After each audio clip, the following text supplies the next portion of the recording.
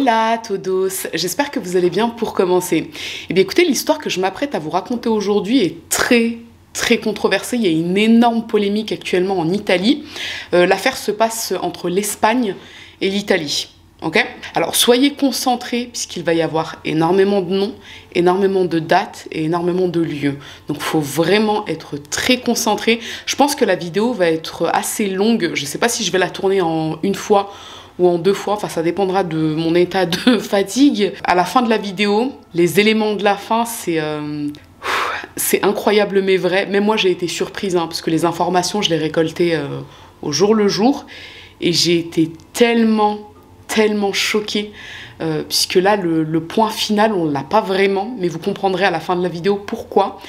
Et j'ai envie de vous dire un truc en fait, mais j'ai pas envie de vous spoiler. Mais en gros là actuellement il y a une youtubeuse italienne qui est en train de faire 3 parties sur la controverse dont il est question dans la vidéo, qui concerne pas forcément l'affaire Mario Biondo, mais une partie par rapport à un truc controversé. Et j'attends la partie 3. Elle a déjà fait 2 premières vidéos qui durent 2 heures chacune, qui sont passionnantes. Et là, j'ai hâte d'avoir la 3e. Donc, je suis au bout. Parce que je pensais qu'elle allait sortir aujourd'hui, mais elle l'a pas sortie aujourd'hui. Donc là, je vais quand même tourner ma vidéo. Bref, je vais pas vous spoiler. Ce que je vous propose, c'est de cesser les digressions ici et maintenant. Je vous laisse vous installer tranquillement. Et puis, je vous dis à tout de suite. Beh, io mi aspetto che dopo tutti i sacrifici che la famiglia Bionda ha fatto, compresi i suoi legali, che la Procura di Palermo non si arrenda, che prosegua nel lavoro e che cerca in tutti i modi di dare giustizia a mio figlio, perché loro sono le persone che hanno il ruolo di fare giustizia a mio figlio che è stato ammazzato. Io non posso fare giustizia a mio figlio.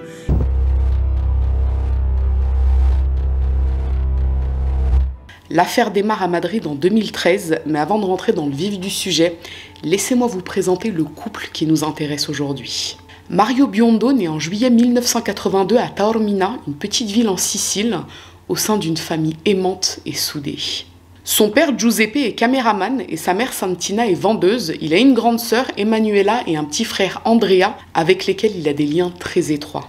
Les proches de Mario le décrivent comme quelqu'un de très souriant, un gentil garçon qui aime faire des blagues pour détendre l'atmosphère, qui a beaucoup de succès avec les filles. C'est un beau garçon, Mario. Et surtout, il est passionné par le monde de l'audiovisuel. Son père Giuseppe l'a initié quand il était plus jeune. Et du coup, c'est sans surprise qu'une fois devenu adulte, il veut lui aussi devenir caméraman.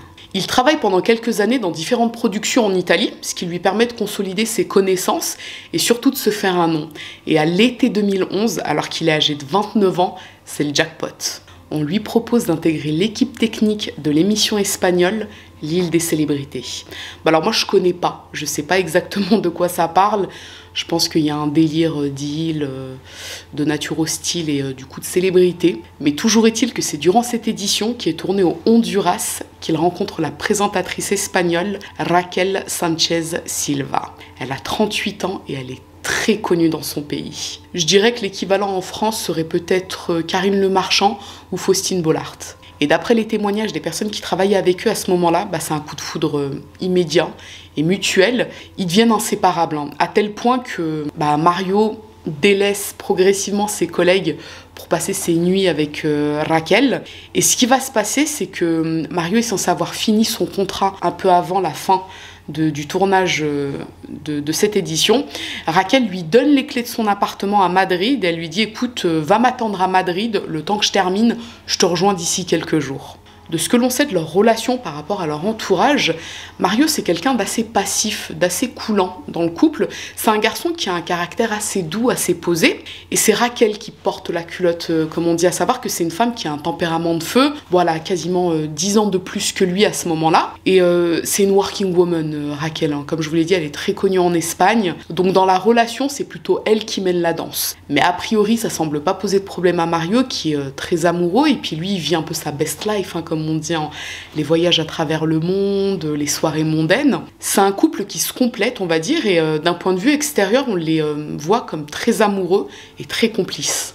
Donc comme je vous l'ai dit, Mario est parti vivre à Madrid, chez Raquel, elle le rejoint, donc là ils commencent leur vie de couple, et après quelques mois de relation, ils décident de se marier. Alors quand Mario en parle à sa famille qui est en Sicile, Eux, ils sont pas très chauds. Sa mère, au départ, elle est un peu réticente, puisque Raquel a presque 10 ans de plus que lui, donc elle n'est pas trop chaude. Sa sœur, son frère, son père également lui disent « Mais est-ce que tu es sûr? Tu la connais que depuis quelques mois. Est-ce que tu es vraiment certain de ton choix ?» Et lui, il les rassure. Il leur dit « Écoutez, j'ai appris à la connaître, je sais qui elle est, je l'aime sincèrement, faites-moi confiance. » Le 22 juin 2012, il se marie au Palazzo dei Duchi Santo Stefano à Taormina, la ville natale de Mario. C'est vraiment un beau mariage, hein, d'après les photos, les vidéos. Ils ont l'air super heureux et leur famille semble partager ce bonheur. Et après leur voyage de noces, ils retournent vivre à Madrid, dans l'appartement de Raquel.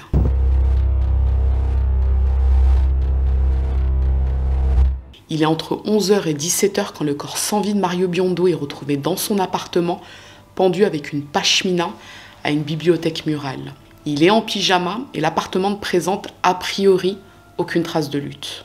Et là, certainement, vous êtes en train de penser, mais on n'a pas plus précis qu'entre 11h et 17h, qu'il a découvert, quelles sont les circonstances. Alors, je vous le dis, hein, dès le départ, ce dossier, en fait, c'est X-Files, dès la découverte du corps. Donc, je vais vous fournir les 3 versions qui ont été fournies par les protagonistes de l'affaire, puisqu'à ce jour, on ne sait toujours pas quelle est la bonne version. Alors la première version provient de 2 policiers municipaux. D'après eux, voilà ce qui se serait passé. Entre midi et 14h, ils croisent une femme dans la rue qui est complètement chamboulée et qui les interpelle, Vilma Graciella. Elle leur explique qu'elle est femme de ménage, qu'elle vient tout juste de se rendre chez ses patrons et qu'elle est tombée sur le corps sans vie du mari, pendu dans le salon, mais qu'elle était tellement chamboulée qu'elle n'est pas parvenue à appeler la police, elle est directement sortie de l'appartement, puis de l'immeuble, tellement elle était paniquée. Les 2 policiers municipaux montent dans l'appartement et c'est là qu'ils tombent sur le corps. Maintenant, la deuxième version, et ça c'est le gérant d'un bar qui se situe devant l'immeuble qui l'a fourni. Il explique qu'aux alentours de 11h, il a vu à travers la vitre de son bar Vilma en train de parler avec les 2 policiers, qu'effectivement elle était complètement chamboulée et qu'elle les a conduits dans l'immeuble, donc le fameux immeuble dans lequel on retrouvera Mario Biondo. Plusieurs clients du bar ainsi que d'autres commerçants qui se trouvent dans la même rue affirment qu'il est entre 11h et midi quand ils ont vu Vilma interpeller les 2 policiers. Et ils sont formels. Et à présent, la 3e version, et c'est Raquel, donc la femme de Mario, qui l'a fournie. Elle explique qu'à 13h, elle a tenté de le joindre par téléphone puisqu'elle n'avait pas dormi chez elle la veille, mais il n'a pas répondu. À 16h, elle reçoit l'appel du patron de Mario qui lui explique qu'il n'est pas venu travailler aujourd'hui, ce qui est très inhabituel puisque c'était quelqu'un de très ponctuel et de très sérieux. Et du coup, ça l'a inquiété. Dans la mesure où Raquel se trouve en dehors de Madrid, d'après elle, elle appelle sa femme de ménage Vilma pour qu'elle se rende chez elle afin de vérifier si tout va bien. Vilma se rend au domicile de ses patrons peu avant 17h. Elle est au téléphone avec Raquel. Là, elle prend le double de ses clés et elle parvient à ouvrir la porte. Elle explique que la porte était verrouillée mais qu'il n'y avait pas de clé de l'autre côté de la serrure. Donc elle prend son double et elle parvient à ouvrir la porte. Et c'est là qu'elle tombe sur le corps de Mario pendu à la bibliothèque murale. Complètement paniquée, elle s'enfuit de l'appartement. Et ensuite dans la rue, donc elle tombe sur 2 policiers municipaux. Alors peut-être que certains vont penser que c'est pas très important ce décalage au niveau des versions, mais à moins que Madrid soit sujette à des failles temporelles aléatoires, là on a quand même un gros problème de 6 heures, enfin il y a quand même 6 heures de différence entre les différentes versions. Mais vous verrez que dans ce dossier, on a de la faille spatio-temporelle et on va dire des dons d'ubiquité, enfin c'est très bizarre. Je vais essayer vraiment de vous l'expliquer le mieux possible en prenant en compte toutes les versions fournies pour que vous puissiez avoir une bonne compréhension globale de l'affaire, même si j'ai quand même un peu galéré au départ. Peu après 18h, selon la mesure du temps de Madrid, la police scientifique se rend sur place et prend des photos du corps et de l'appartement. Alors, je vais pas vous mettre des photos entières de Mario, puisque je pense que ce serait quand même pas très respectueux. Je vais mettre uniquement les parties qui nous intéressent et je vais vous les décrire précisément pour que vous compreniez de quoi je parle. Je vais mettre des plans larges. Après, pour les personnes qui ont absolument besoin de les visualiser pour mieux comprendre, vous pourrez les trouver sur internet, elles sont facilement trouvables. Mais voilà, donc là je vais vous expliquer pendant que je regarde la photo. Donc si vous me voyez regarder à droite, c'est normal, d'accord ? Donc il a la pashmina de son épouse qui est passée autour du cou et qui est attachée à la bibliothèque murale. Le nœud au niveau de la bibliothèque murale, vous pouvez le voir à cet endroit-là. Au niveau de son cou, donc comme vous le voyez, il a le visage qui est légèrement baissée. Ses bras sont glissés le long de son corps et ses jambes gisent quasiment au sol, hein, comme vous pouvez le voir. Là, je pense que je vais quand même vous passer la photo de ses jambes. Il porte un pyjama et sur la table basse, qui se situe à proximité, on peut y voir des verres, de la bière et un cendrier.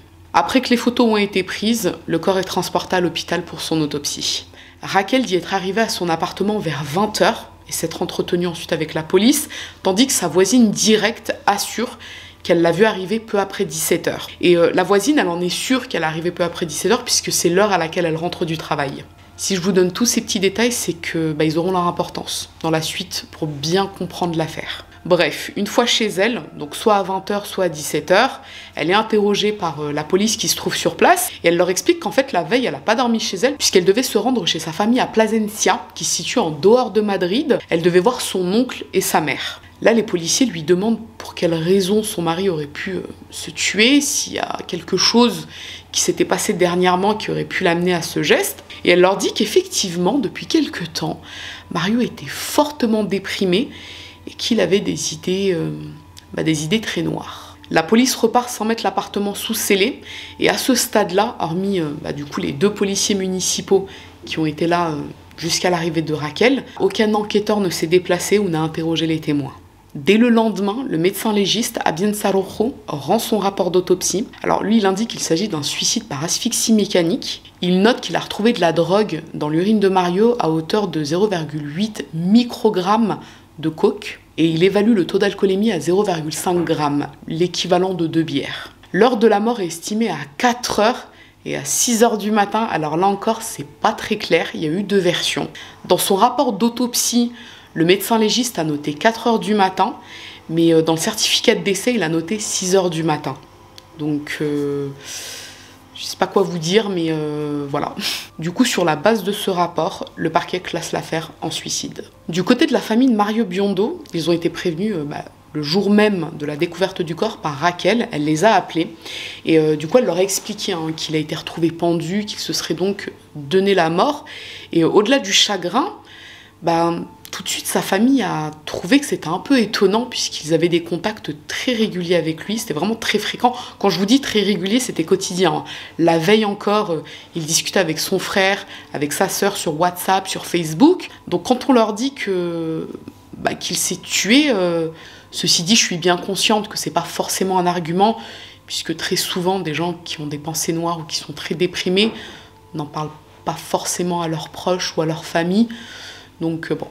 Toujours est-il que toute la famille Biondo se rend à Madrid le 31 mai, donc le lendemain de la découverte du corps de Mario. Ils veulent voir son corps une dernière fois et récupérer quelques effets personnels. Lorsqu'ils arrivent sur place, ils sont donc reçus par Raquel, qui les conduit à l'institut médico-légal afin qu'ils puissent voir Mario. Et Santina soumet une demande à Raquel. Elle lui dit « Écoute, tu sais, moi j'ai jamais vu l'appartement dans lequel vous viviez avec mon fils. J'aimerais bien pouvoir y aller si ça te dérange pas. » Et Santina, elle veut aussi comprendre ce qui a poussé son fils à se donner la mort. D'ailleurs, elle en parle ouvertement à Raquel. Elle lui dit « Mais écoute, moi je comprends pas. Pourquoi il se serait donné la mort comme ça? Enfin, il me semblait tellement heureux la dernière fois que je l'ai eu au téléphone. Ça me paraît absurde. » Et là, Raquel lui dit « Écoute, ton fils avait des problèmes de fertilité. Il avait passé quelques examens médicaux, ce qui est avéré. Il avait effectivement passé des examens médicaux. Et il s'avère qu'il avait... un problème en fait de production de sperme qui le rendait moins fertile. Du coup, Raquel explique à Santina que c'est certainement la raison qui a poussé son fils à se donner la mort. Donc la famille se rend chez Raquel et là, clairement, on va être dans du on-dit puisque ça reste parole contre parole. Voilà ce qu'il se serait passé quand ils se sont rendus chez Raquel. À ce moment-là, il y a donc Raquel, sa mère et une amie à elle, et il y a la famille Biondo, donc Giuseppe, Santina et leurs enfants. Donc là, Santina fait le tour de l'appartement, elle va dans la chambre, dans la salle de bain, et dans le salon, elle s'approche de l'ordinateur de Mario et elle voit une feuille sur laquelle est indiquée une adresse URL. Une adresse URL, c'est donc l'adresse que vous avez dans la barre URL quand vous voulez accéder à un site internet. Là, Santina a pris le papier, ou aurait pris le papier. Je devrais utiliser du conditionnel pour cette partie, excusez-moi, mais je vais le faire en mode simplifié. Donc là, Santina a pris le papier et elle l'a tendu à Raquel en lui disant « Qu'est-ce que c'est ?» Et de là, Raquel a récupéré le papier violemment Et elle lui a dit « Mais comment il a pu mettre la main sur ce site? Comment il a fait pour le trouver? Je ne suis pas une teupue, je ne suis pas une teupue. » Voilà, textuellement, c'est ce qu'elle a dit, mais du coup en italien, puisqu'elle parle avec Santina. Ce même jour, Santina affirme que Raquel lui a montré les relevés de compte de Mario. Et dans les relevés de compte, il était question de dépenses faites dans des maisons de passe à Madrid, pour des dépenses assez élevées. Et Raquel a dit, vraisemblablement à Santina, « Écoute, j'espère que les journalistes ne vont jamais tomber sur ces relevés de compte, j'ai pas envie que toute l'Espagne sache que j'étais une femme cocu. » Le soir même, Raquel a expliqué à la famille Biondo qu'il y avait une soirée en l'honneur de Mario qui est organisée par des amis à Madrid et elle les a conviés. Elle leur a dit « Venez, vous verrez, c'est une soirée, on va tous rendre hommage à Mario. » Et Santina explique que quand ils sont arrivés sur place, en fait ils se sont rendus compte que c'était une soirée classique, mais en fait c'était une soirée mondaine à laquelle avait été invitée Raquel depuis un petit moment, et comme elle voulait absolument se rendre à cette soirée, elle a fait croire à la famille Biondo qu'en fait il s'agissait d'une soirée en l'honneur de Mario. Santina, Giuseppe, Andrea et Manuela s'en sont alors rendus compte et ils ont décidé de se carapater. Mais juste avant de partir, l'une des invitées, qui est la voisine directe de Raquel, vous savez, celle qui dit qu'elle a vu Raquel arriver vers 17h, elle se trouvait également à cette soirée mondaine. Elle s'est dirigée vers Emanuela et elle lui a dit « Écoute, faut qu'on parle, j'ai un truc à te dire. » Et du coup, elles se sont éloignées un peu. Et là, elle a dit à Emanuela « Écoute, je pense que ton frère est mort lors d'une soirée érotique qui a mal tourné, puisque aux alentours de minuit, j'ai entendu des gémissements très bizarres en provenance de l'appartement, et je pense qu'en fait, c'était une soirée érotique et que ça a mal tourné, il en est mort. » Alors encore une fois, je le précise, ça reste des on-dit, c'est la version fournie par la famille Biondo. J'aurais dû utiliser le conditionnel, mais je vous avoue que je trouvais ça un peu pesant, donc je l'ai fait en mode normal. Donc là, ce passage, faut le prendre avec des pincettes, parce que voilà. Quelques jours après, le corps de Mario est rapatrié en Sicile pour ses funérailles. Alors là encore, on a deux versions. La première version serait que ce serait la famille Biondo qui aurait décidé de rapatrier le corps de Mario, puisqu'il jugeait que c'était mieux qu'il soit enterré près des siens. Et la seconde version serait que, d'après la famille Biondo, Raquel aurait expliqué qu'elle n'aurait pas le temps d'aller le visiter au cimetière, que le mieux serait peut-être de l'incinérer, mais que, elle n'avait que faire de la dépouille de son mari, que du coup, s'il voulait absolument l'enterrer quelque part, il était préférable qu'il le fasse en Sicile. Les obsèques de Mario Biondo ont lieu en Sicile le 6 juin 2013. Raquel fait le déplacement avec quelques proches, tels que son cousin Enrique et son agent Guillermo, et pour l'occasion, elle décide de dormir dans un hôtel.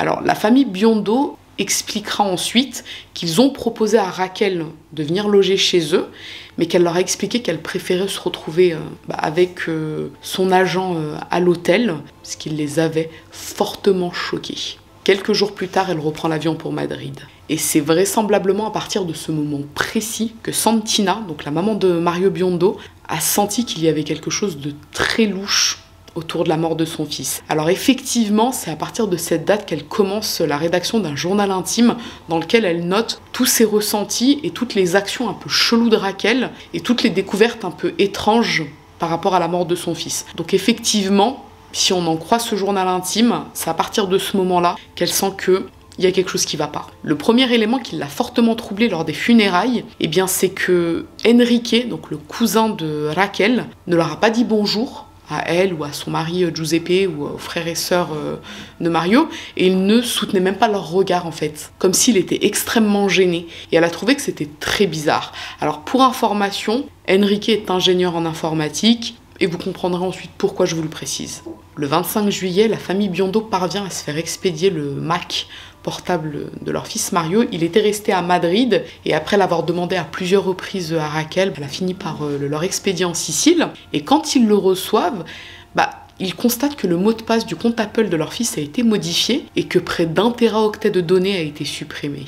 Donc là, on se rend compte qu'il n'y a plus grand-chose dans l'ordinateur. Alors pour information, dans l'appartement de Raquel à Madrid, il y avait 2 ordinateurs. Le Mac portable de Mario et un PC fixe. Mais le PC fixe était utilisé autant par Mario que par Raquel. Donc dans la mesure où il n'appartenait pas nommément à Mario, ils n'ont pas pu se le faire expédier. Concernant le téléphone portable de Mario, là ça a été assez compliqué pour la famille Biondo, puisque quand ils ont demandé à Raquel de le leur envoyer avec le Mac, elle leur a expliqué que dans la mesure où c'était sa propriété à elle, elle ne souhaitait pas le leur donner. En gros, ce qui s'est passé, c'est que quelques mois auparavant, Raquel a acheté un nouvel iPhone. Et du coup, son ancien iPhone, elle l'a donné à Mario.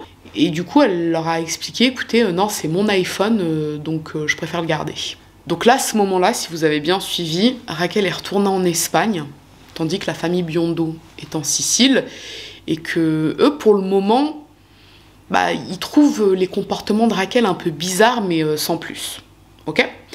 Elle, dès qu'elle rentre en Espagne, elle est énormément sollicitée par les journalistes par rapport à la mort de son époux. Raquel, c'est une femme qui est très connue en Espagne. Donc forcément, quand une affaire comme celle-ci touche des people, tout le monde veut les interviewer, tout le monde veut savoir ce qu'ils ont à dire, tout le monde veut comprendre. Et le moins qu'on puisse dire, c'est que Raquel, elle parle beaucoup. Elle donne différentes versions. En tout cas, ses interprétations de la raison pour laquelle son mari se serait ôté la vie. Elle explique tout d'abord que Mario était très déprimé depuis quelques temps, parce que ils n'arrivaient pas à avoir d'enfants. Lui avait des problèmes de fertilité, ça lui rongeait le moral, et il avait de plus en plus d'idées noires jusqu'au moment fatidique. Et puis elle donne une autre version. Elle dit qu'en fait Mario c'était un drogué, un tox. Il avait l'habitude de prendre des drogues très dures, et que du coup ça aurait pu le conduire ce soir-là à ce geste. Mais Raquel donne encore une autre version. Elle dit que d'après elle, ce soir-là, Mario se sentait très seul et il a voulu expérimenter une sorte de plaisir érotique un peu étrange, à savoir s'étrangler pendant qu'il se touchait, et que par accident, il se serait tué. À partir de là, les journalistes reprennent l'histoire de la drogue, celle qui a l'air d'être la plus sensationnelle. Mario serait donc un drogué plus.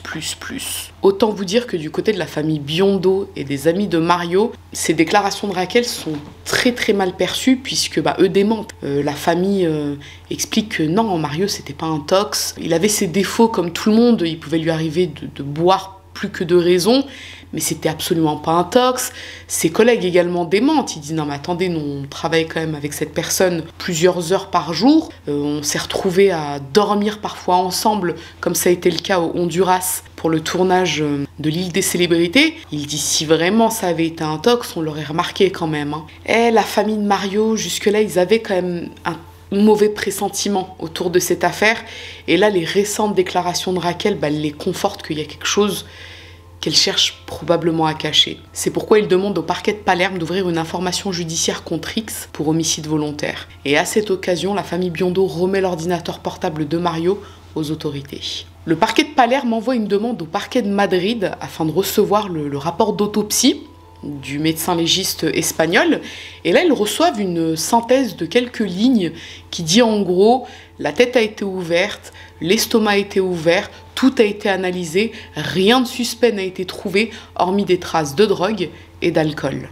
Là, le parquet de Palerme insiste, ils en ont besoin de ce rapport, et au-delà de ça, c'est un droit pour eux d'obtenir ce rapport d'autopsie. Mais le parquet de Madrid fait traîner les choses, et il faudra 2 ans au parquet de Palerme pour recevoir ce qui ressemble à peu près à un rapport d'autopsie. Mais on y reviendra, patience. En octobre 2013, le journal espagnol Vanitatis tente de faire une reconstitution de ce qu'il aurait pu se passer le soir du 29 mai avec les éléments qu'ils ont pu recueillir. Je vais vous lire la reconstitution du journal. Vers 19h, Mario et Raquel ont une petite embrouille. Alors d'après Raquel, cette embrouille concernerait les problèmes de fertilité de Mario. Voilà, ils ont échangé quelques propos, le ton est monté, et juste après, ils se sont réconciliés. À 20h30, Raquel se rend à Plasencia, ça se situe à 250 km de Madrid, c'est sa ville natale, et elle y va pour voir son oncle et sa mère. À 20h35, Mario tente de joindre à 3 reprises un certain Nacho Leonardi. Il s'agit d'un vendeur de coke, et on y reviendra après. À 21h, il appelle sa sœur Emanuela sur Facebook. Ils discutent ensemble de tout, de rien, de ses futurs projets télévisés, puisqu'il a le projet de créer une émission avec Raquel. Apparemment, le projet a été accepté par la télé, donc il lui explique un peu le concept. À 22h, Mario sort de chez lui et il se rend à un distributeur automatique où il retire 110 €. À 22h30, il retourne chez lui et dans le hall de son immeuble, il croise sa voisine qui dira plus tard qu'il avait l'air d'être perdu dans ses pensées. À 23h45, il a une conversation sur WhatsApp avec Raquel. À minuit 06, il échange quelques messages sur Facebook avec son frère Andrea et là encore, il parle de ses futurs projets télévisés. Jusqu'à 1h08 du matin, il échange quelques messages sur WhatsApp avec Raquel et tous les deux se laissent sur le même message « Je t'aime ». Entre 1h08 et 2h du matin, il effectue quelques recherches sur Internet, dont des sites pour adultes et également des sites médicaux où il recherche des informations par rapport à son problème de fertilité. À 2h, il recherche sur Internet l'adresse d'un bar à champagne qui se situe dans le centre de Madrid. Alors un bar à champagne ou bar à hôtesse, c'est un bar avec des jeunes filles très charmantes qui sont là en fait pour inciter les clients à consommer de l'alcool. À 2h53, sa carte bancaire enregistre plusieurs transactions pour des verres d'alcool dans ce bar à champagne. Aucune autre prestation que des verres d'alcool. Alors pourquoi je précise aucune autre prestation? Puisque la prostitution étant légale, il aurait pu également payer pour une jeune femme, mais il n'y a pas ce type de dépense qui a été faite avec sa carte bancaire. Après quoi, il y a un trou jusqu'à 6h du matin, puisqu'on ne sait pas ce qu'il a fait exactement, vu qu'il n'y a pas de trace de lui. Et 6h, c'est l'heure à laquelle un document Excel a été ouvert sur son ordinateur. C'est un budget pour une émission de télévision. Vous savez, ces projets de production d'une émission de télévision qui a été acceptée par la télé. En fait, c'est un cahier des charges, on va dire. Et après ça, il se serait suicidé. Voilà, donc ça c'est la reconstitution qui a été faite par Vanitatis en fonction des informations que eux ont pu récupérer. Maintenant, du côté italien, souvenez-vous, il y a une information judiciaire contre X qui a été ouverte, il y a des magistrats qui sont en train de travailler sur le dossier, et à cet effet, ils décident de se rendre à Madrid afin de procéder aux auditions des différents protagonistes. Pour vous expliquer comment ça se passe, les magistrats italiens se rendent à Madrid, ils sont reçus par un juge dans un tribunal, donc dans une pièce, on va dire une salle d'audience, et c'est le juge espagnol qui siège, et on a les deux magistrats italiens qui se trouvent à sa droite. Les témoins, les protagonistes sont appelés, sont convoqués par le juge, et donc là, ils doivent répondre aux questions des magistrats italiens. Et lorsqu'ils sont interrogés, tous maintiennent leur première déclaration. Le problème, c'est qu'on est face à beaucoup d'inexactitudes, voire de mensonges, déjà par rapport à la découverte du corps. On a quand même certains témoins qui parlent de 11h, d'autres de midi, d'autres encore de 17h. Là, on n'est pas sur une différence de 30 minutes quand même. Il y a entre 11h et 17h, il y a 6h. Ce que font d'ailleurs remarquer les magistrats italiens, puisque pour eux, ça leur semble invraisemblable qu'on puisse avoir deux informations autant opposées. Et là, vous vous dites certainement, j'en suis sûre que vous vous le dites, les magistrats italiens n'ont qu'à demander les relevés téléphoniques. Comme ça, on peut trancher une bonne fois pour toutes. Si on a les relevés téléphoniques de Raquel et de sa femme de ménage Vilma, du coup, on saura quelle est la vérité. Le problème, c'est que les magistrats italiens ont fait la demande auprès du parquet de Madrid et leur demande a été refusée au motif que Raquel n'est pas considérée comme un suspect. Donc là, les magistrats italiens comprennent que l'affaire va être assez complexe. On est dans un contexte international. S'ajoute à ça le peu de coopération des autorités espagnoles vis-à-vis des autorités italiennes. Et puis tous ces témoignages qui se contredisent, mais à un point inexplicable. De retour en Italie, les magistrats font part de leurs conclusions au juge. C'est pourquoi le parquet de Palerme demande l'exhumation du corps de Mario pour une seconde autopsie le 23 décembre 2013. Souvenez-vous, à ce moment-là, le parquet de Madrid n'a toujours pas envoyé le rapport d'autopsie au parquet de Palerme. Le temps passe et le parquet de Palerme ne peut pas rester indéfiniment dans cette situation, dans cette attente en fait du rapport d'autopsie. Il y a donc une seconde autopsie qui est faite et quand les conclusions tombent, écoutez, ça dépasse l'entendement.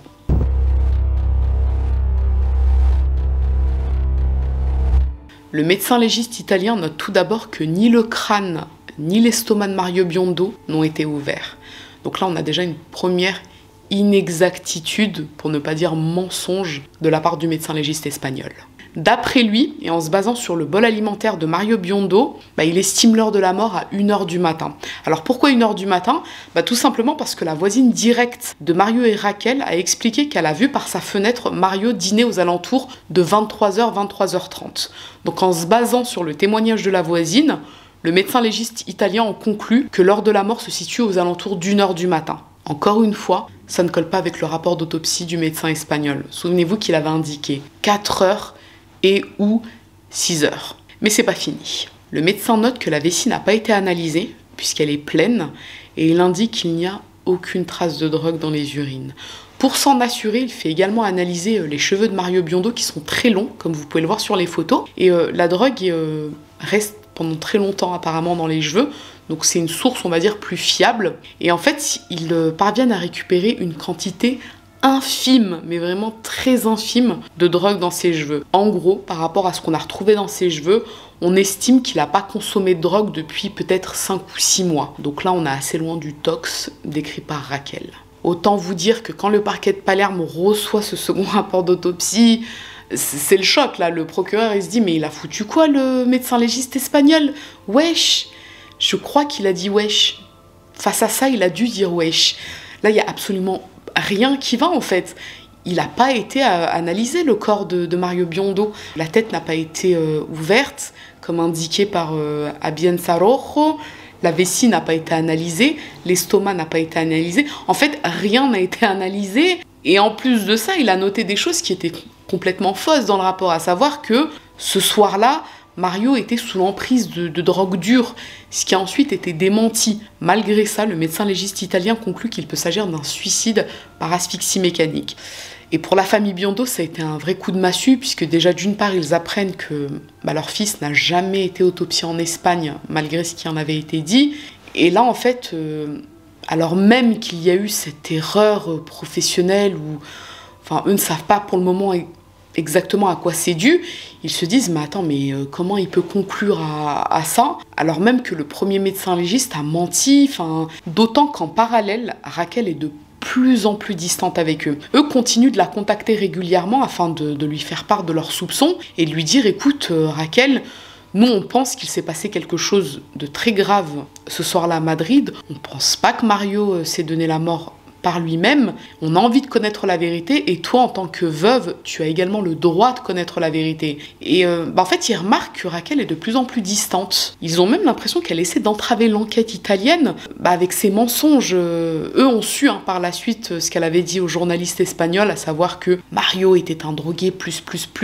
Quand elle l'avait rencontré en 2011, elle avait dit qu'il avait de la bave qui coulait le long de son menton, qu'il était tout le temps agressif, qu'il était complètement dépendant, alors même que ça a ensuite été démenti par ses collègues qui se trouvaient avec lui en 2011, qui avaient dit, mais attendez, le gars, si c'était un drogué, on l'aurait remarqué quand même, on vivait ensemble, on dormait ensemble, on mangeait ensemble. Au contraire, c'était quelqu'un de très calme, de très gentil, qui ne s'est jamais drogué devant nous. Donc eux comprennent pas en fait les déclarations qu'elle tient, d'autant que Santina dira plus tard, mais si vraiment il était comme elle le décrit, à savoir un tox plus, ultra dépendant aux drogues dures, comment c'est possible qu'elle lui a donné les clés de son appartement pour qu'il aille y vivre le temps qu'elle rentre du Honduras? Ça n'a pas de sens. Il découvre également d'autres déclarations de Raquel faites aux journalistes les semaines qui ont suivi la mort de Mario. Elle a dit par exemple que le jour même de la mort de Mario, elle a eu Emanuela au téléphone, donc Emanuela c'est la sœur de Mario, et que Emanuela lui aurait dit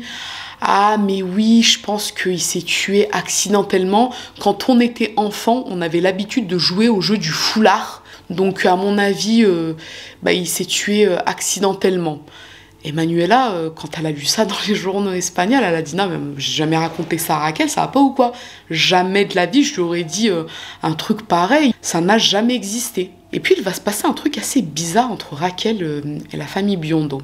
Alors en gros, quelques mois après la mort de Mario, Andrea, donc le petit frère de Mario, appelle Raquel puisqu'il a envie de récupérer l'appareil photo de son frère, c'est un Canon, et il a envie de le récupérer pour l'avoir, pour s'en servir. C'est peut-être sa façon à lui de se sentir plus proche de son frère. Du coup, il appelle Raquel, il tombe sur un ami qui lui dit « Écoute, là, elle est en train de dormir, elle se repose. » Là, Andrea lui dit « Est-ce que tu peux lui demander, s'il te plaît, de me rappeler pour qu'elle m'envoie l'appareil photo de mon frère? J'aimerais bien la voir. » Quelques heures après, Raquel rappelle Giuseppe, donc le père de famille, et là, elle lui dit « Écoute, ton fils commence à me casser les bonbons, en parlant d'Andrea, il veut récupérer ça, écoutez, moi, à partir d'aujourd'hui, je vous envoie plus rien, je vais tout mettre en vente pour pouvoir récupérer de l'argent afin de me rembourser les frais des funérailles, parce que j'ai dépensé de l'argent. » Là, Giuseppe lui dit, écoute, Raquel, les affaires dont tu parles, c'est les affaires de mon fils, il les a achetées avant le mariage, donc t'as aucun droit dessus, en fait, ça lui appartient, il faut que tu nous les rendes maintenant. Et là, Raquel lui dit, bah écoute, ce qu'on va faire, si tu veux récupérer donc l'appareil photo, les vêtements, les ci, les ça, il faut que tu me reverses 10 000 €. Alors, je vous avoue que c'est le truc le plus bizarre que j'ai entendu de toute ma vie. Raquel Sanchez Silva, c'est l'une des présentatrices espagnoles les mieux payées dans son pays. Elle fait beaucoup de placements de produits également. Elle a quand même de l'argent et j'ai trouvé ça très étrange ce qu'elle a fait, d'autant qu'on apprendra ensuite que pour payer les frais d'enterrement, en fait, elle a tapé dans le compte bancaire de Mario. Je ne sais pas si vous me suivez. Elle s'est servie de l'argent de son défunt mari pour payer son enterrement et ensuite elle a demandé à la famille Biondo de lui rembourser cet argent. Après cette conversation surréaliste, la famille Biondo a été mise en contact avec l'avocat de Raquel, puisque Raquel a dit à son avocat, écoute, tu gères avec eux pour l'argent, voilà la somme, ensuite on leur rendra les effets personnels de Mario. Et ce que fait Giuseppe, c'est qu'il écrit un post sur son Facebook dans lequel il relate la conversation qu'il a eue avec Raquel. Il explique qu'il se voit dans l'obligation de payer une dizaine de milliers d'euros pour récupérer les effets personnels de leur fils, qu'il a acheté avant son mariage avec elle. Le post Facebook de Giuseppe est repris par un journal espagnol, donc ça fait les gros titres. Et là, l'image de Raquel est fortement entachée, forcément.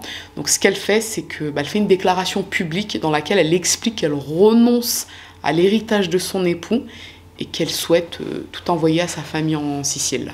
À partir de là, les relations entre Raquel et la famille Biondo, comme vous pouvez vous en douter, elles sont fortement détériorées. Et les parents de Mario décident de prendre les choses en main. Eux, à présent, sont sûrs que leur fils a été tué, mais il leur faut deux choses, les preuves et le mobile.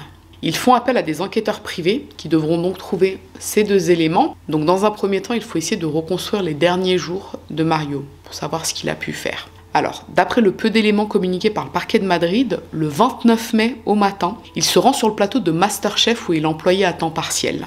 En fin de matinée, il se rend à un rendez-vous avec un particulier pour l'achat de matériel pour son travail, donc caméra ou trépied, ce genre de choses. Le soir, apparemment, il se retrouve seul à son domicile, puisque d'après Raquel, elle est partie à Plasencia pour y voir sa famille. L'historique internet de son ordi portable indique qu'à 20h44, il a consulté la météo pour le lendemain. Ça, c'est quelque chose qu'il faisait habituellement quand il voulait savoir s'il allait pleuvoir ou pas, puisqu'il avait une moto. Donc avant de prendre sa moto, il voulait être sûr qu'il n'allait pas pleuvoir. Donc ça, quand même, ça soulève une question. S'il avait pour projet de se suicider quelques heures après, pourquoi il aurait consulté la météo pour le lendemain ? Il effectue ensuite quelques recherches sur internet, comme je vous l'ai dit, sites pour adultes, également des sites médicaux par rapport à ses problèmes de fertilité. Il papote avec son entourage sur Facebook, sur WhatsApp, tout ce que je vous ai dit tout à l'heure par rapport au journal espagnol Vanitatis. Il sort retirer de l'argent à un guichet, il retourne chez lui, il croise sa voisine. Elle entend des gémissements en provenance de l'appartement vers minuit. Il effectue quelques recherches pour un bar à hôtesse dans le centre de Madrid. Sa carte bancaire est utilisée, etc., etc. Maintenant, on en vient au 30 mai. Un collègue de Mario appelle Raquel pour lui demander où se trouve son mari puisqu'il n'est pas venu travailler de la journée. D'après ce qu'elle a déclaré, elle a essayé de joindre Mario à plusieurs reprises en début d'après-midi et en milieu d'après-midi, mais elle n'a pas eu de réponse. C'est pourquoi elle appelle la femme de ménage, Vilma, pour qu'elle se rende à son domicile. Et c'est là que ça devient intéressant. Souvenez-vous, on a plusieurs témoignages, des personnes qui disent avoir vu les deux policiers municipaux avec la femme de ménage à 11h ou à midi, voire à 14h. Okay ? D'après Raquel, ce serait survenu après 17h. Le problème, c'est que Twitter existe. Et qu'est-ce qui se passe sur Twitter ce jour-là ? Il y a des internautes qui ont laissé des messages de condoléances en tout début d'après-midi. Ça, c'est très, très bizarre. Donc à ce stade-là, on en est sûr, il y a un problème avec les horaires fournis par les principaux protagonistes, mais le pourquoi du comment, vous vous doutez bien qu'on n'est pas en mesure de le déterminer. Alors petite précision, tous les éléments que je vous donne au fur et à mesure de la vidéo, c'est ce qui est découvert progressivement par les magistrats italiens, par les enquêteurs engagés par la famille Biondo au fur et à mesure des semaines, des mois et des années. Je ne veux pas vous donner toutes ces informations dans un ordre qui n'est pas respecté sur le plan chronologique, parce que d'après moi, si je fais ça, ça n'aurait pas de sens. et j'espère que tout ce que je vous dis est le plus clair possible, parce que c'est vrai que cette histoire est très très compliquée. Bref, les semaines avancent, les investigations continuent, et la famille Biondo découvre que depuis quelques mois, Mario soupçonnait Raquel de le tromper. En fait, c'était devenu une véritable obsession pour lui, puisqu'on parvient à retrouver dans ses historiques de recherche, son ordinateur portable a donc été remis au parquet de Palerme. Donc là, il y a des techniciens informatiques qui l'analysent, et là, il découvre que depuis quelques mois, il recherchait de façon récurrente sur Internet, comment vous dire ça ? En fait, il tapait le nom de son épouse avec écrit à côté sextape ou porno. Il cherchait des vidéos porno, en fait, de son épouse, comme s'il était au courant qu'elle avait fait des vidéos de cette nature, et du coup, il cherchait à mettre la main dessus sur Internet. Ce que les techniciens découvrent également, c'est que Mario avait fait une sauvegarde du téléphone portable de son épouse, celui qu'elle lui avait donné. Il avait fait une sauvegarde sur son ordinateur portable, et il s'avère que cette sauvegarde a été supprimée quelques jours après sa mort. Mais on y reviendra, ne vous inquiétez pas. Quelques mois plus tard, donc début 2014, la presse espagnole annonce un heureux événement. Raquel Sánchez Silva épouse en secondes noces le producteur argentin Mathias Dumont. Elle aura ensuite avec lui 2 jumeaux. Et d'après les déclarations que Raquel fait aux journalistes, elle l'aurait rencontré en novembre 2013. Autant vous dire que la famille Biondo a été profondément choquée par cette nouvelle. Si on en croit les déclarations de Raquel, elle aurait rencontré Mathias quelques mois seulement après la mort de Mario, et moins d'1 an après, elle se serait remariée. Eux pensent qu'elle se fout de leur gueule, qu'elle le fréquentait déjà depuis un petit moment. Du coup, ça les conforte dans l'idée que la Raquel, elle n'était pas très fidèle.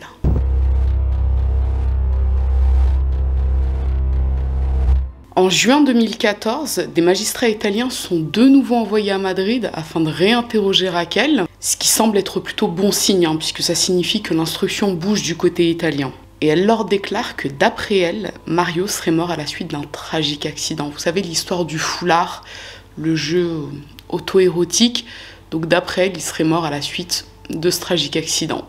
Les mois passent et l'enquête piétine. Comme je vous l'ai dit tout à l'heure, on est dans un contexte international. Il y a, on va dire, un manque de collaboration de la part des autorités espagnoles avec les autorités italiennes. Et puis, il y a le problème de la langue aussi. Quand on a affaire à une enquête avec 2 langues, ça peut éventuellement poser un problème de réactivité puisqu'il faut faire les traductions dans une langue et dans une autre. En 2015, la famille Biondo dépose plainte contre le médecin légiste espagnol pour falsification de documents. Comme je vous l'ai dit, le rapport d'autopsie espagnol, en tout cas la synthèse qu'il avait envoyée au parquet de Palerme, ne colle absolument pas du tout avec l'autopsie qui a été réalisée par le médecin légiste italien. Là, on est sur d'énormes inexactitudes, donc eux se posent la question de savoir s'il l'a fait volontairement, si c'est le cas, pour quelle raison. Alors, est-ce que c'est leur plainte qui a ensuite été déterminante dans ce qu'il se passe quelques mois plus tard? Je ne sais pas. Mais toujours est-il qu'en janvier 2016, le parquet de Palerme reçoit enfin le rapport d'autopsie, mais incomplet, et les photographies qui avaient été prises de Mario Biondo. Donc le parquet de Madrid s'est décidé à les envoyer. Il aura fallu plus de 2 ans pour un rapport d'autopsie incomplet, mais ce qu'il était important de récupérer, ce sont les photos. Alors les photos en question, ce sont celles que je vous ai montrées en début de vidéo, mais là je vais vous les expliquer un peu plus en détail pour que vous puissiez comprendre la raison qui a poussé et la famille Biondo et le parquet de Palerme à se poser de sérieuses questions. Donc là je regarde les photos en même temps que je vous énumère les détails qui interpellent. Alors tout d'abord, la pashmina. Donc, vous savez, le foulard enroulé autour du cou de Mario. La pashmina l'a attaché à la bibliothèque murale. Mais si vous faites attention, tous les objets qui se trouvent autour de la pashmina, donc autour du nœud, et donc à proximité du corps de Mario, tous les objets sont en ordre. Alors qu'on a des plumes, des petits jouets, enfin des choses quand même assez délicates. Et ça paraît étrange, voire absurde, que rien n'ait bougé. Enfin, même si on part du principe qu'il s'agit d'un suicide, donc que c'est volontaire, le corps de la personne bouge malgré tout, puisqu'il est en train de s'étouffer. Là, tout est en ordre. Le second point, c'est la bibliothèque murale. Si on fait bien attention à la photo, on constate en fait que le nœud de la pashmina est attaché à une barre métallique qui n'est pas très mastoc. Alors, Mario faisait 80 kg. C'est un bon gaillard, quoi. Ce qui signifie que la barre métallique se serait au moins un peu dévissée. Là, elle n'a pas du tout bougé, elle est restée intacte. Un autre point qui est également soulevé par la famille, c'est que sur l'une des photos du visage de Mario, mais je suis pas sûre de pouvoir vous passer cette photo, en fait on voit qu'au niveau de sa lèvre, il a une légère blessure. Alors ça a été interprété différemment. Certains y voient le signe qu'il a pu être étouffé, donc il s'agirait d'un point de compression, et d'autres qu'il aurait pu être frappé à ce niveau-là. On a également 2 blessures qui sont relativement visibles sur les photos, surtout l'une des deux. Ça n'a pas été mentionné dans le rapport d'autopsie espagnol.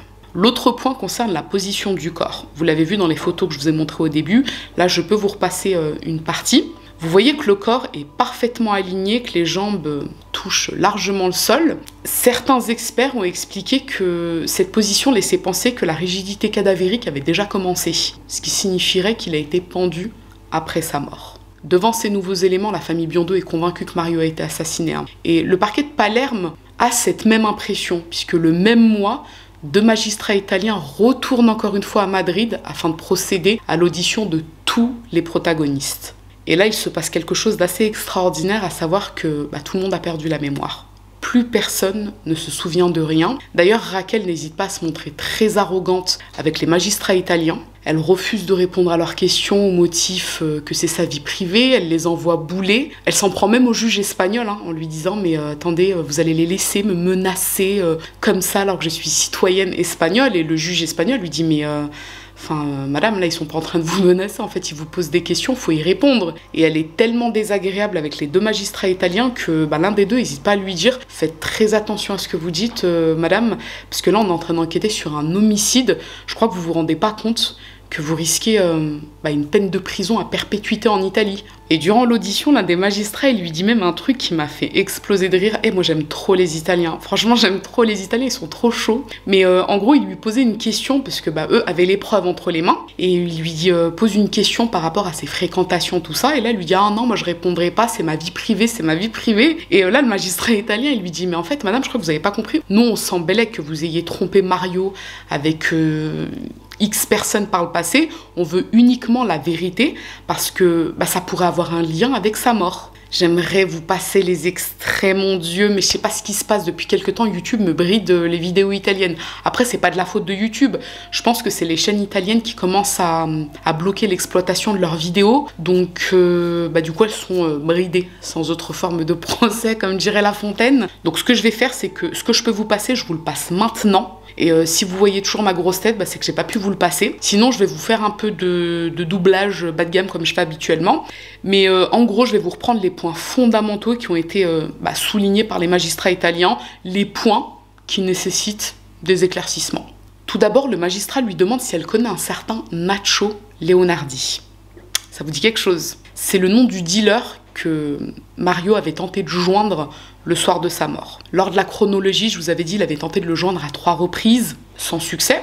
Donc là, le magistrat lui dit, écoutez, nous, on a ses relevés téléphoniques, on a ce nom donc qui apparaît dans les relevés téléphoniques de Mario, est-ce que vous connaissez cette personne? Là, Raquel, elle dit, ah non, moi je connais pas du tout, on m'a dit que c'était un dealer, mais je connais pas du tout ça. Là, le magistrat, il la regarde et lui dit, ah bon, vous le connaissez pas du tout, vous êtes sûr? Elle dit, oh non, moi je connais pas cette personne. Il lui dit, écoutez, en fait, ça me paraît très étonnant ce que vous me dites, parce que peu de temps avant sa mort, Mario a fait un backup du téléphone que vous lui avez donné, donc l'iPhone. Il avait fait un backup sur son Mac, et dans le backup que Mario a fait, on est parvenu à récupérer le répertoire du téléphone, donc le téléphone qui appartenait à Raquel. Et il s'avère que ce numéro de téléphone est enregistré dans le répertoire de Raquel depuis 2008, et qu'il y avait des échanges très récurrents, des échanges par SMS, des commandes de farine. Voilà.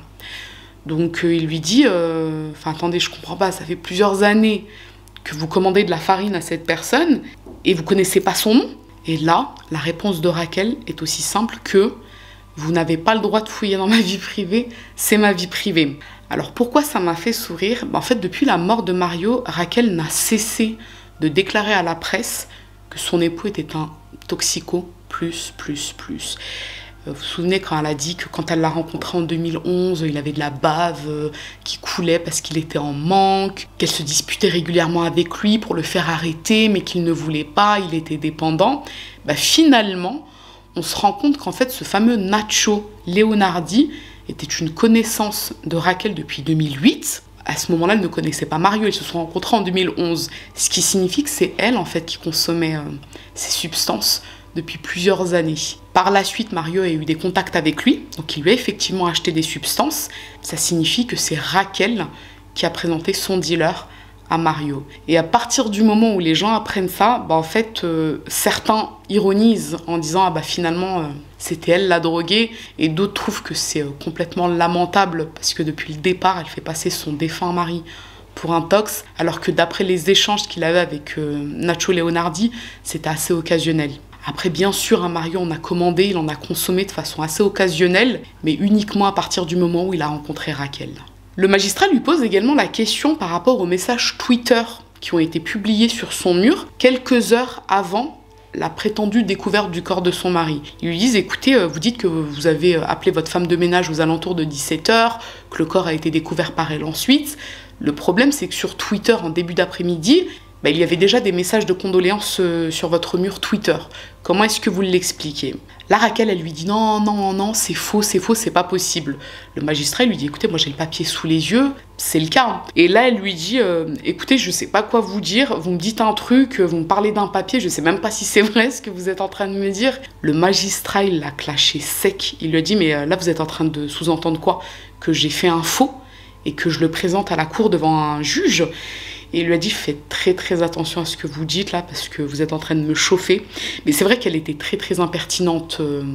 Je dirais même que, franchement, pour avoir vu les passages de son audition, les magistrats italiens ont été d'une patience avec elle. Moi, honnêtement, j'aurais pas eu la patience. Elle était d'une impertinence, elle se comportait comme une enfant et elle leur parlait mal, comme si c'était ses potes de Facebook. Et d'ailleurs, à un moment, l'un des magistrats italiens jette son stylo sur la table, il se tourne vers le juge espagnol et il lui dit « Franchement, monsieur le juge, là je veux bien être patient, mais elle commence à me casser les gléouis, donc faites quelque chose. » Vient ensuite la question de son alibi. Vous vous souvenez, le soir du 29 mai 2013, elle dit être allée à Plasencia pour y voir son oncle et sa mère. Le problème, c'est que ce jour-là, des paparazzis l'ont prise en photo à Madrid avec un ami à elle, un certain Quique Sarasola.